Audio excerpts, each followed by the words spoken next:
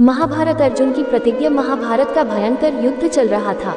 लड़ते लड़के अर्जुन रण क्षेत्र से दूर चले गए थे।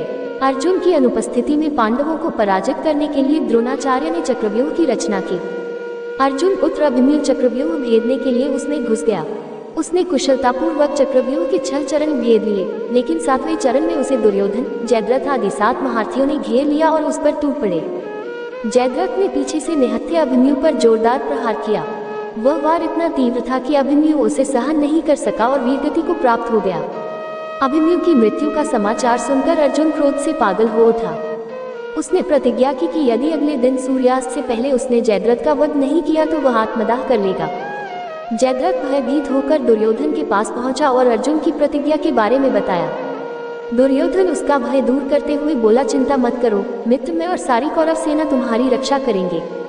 अर्जुन कल तुम तक नहीं पहुंच पाएगा, उसे आत्मदाह करना पड़ेगा। अगले दिन युद्ध शुरू हुआ। अर्जुन की आंखें जयद्रथ को ढूंढ रही थी, किंतु वह कहीं नहीं मिला।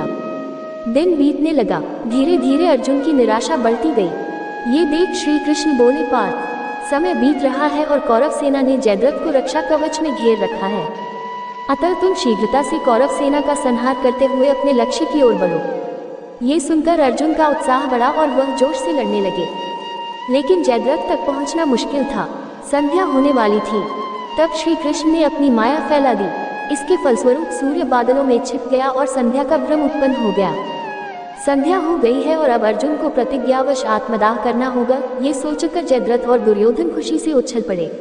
अर्जुन को आत्मदाह करते देखने के लिए जयद्रथ कौरव सेना के आगे आकर अट्टहास करने लगा।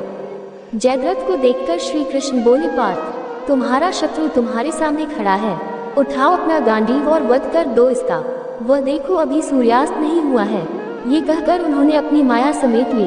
देखते ही देखते सूर्य बादलों से निकल आया। सबकी दृष्टि आसमान की ओर उठ गई। सूर्य अभी भी चमक रहा था।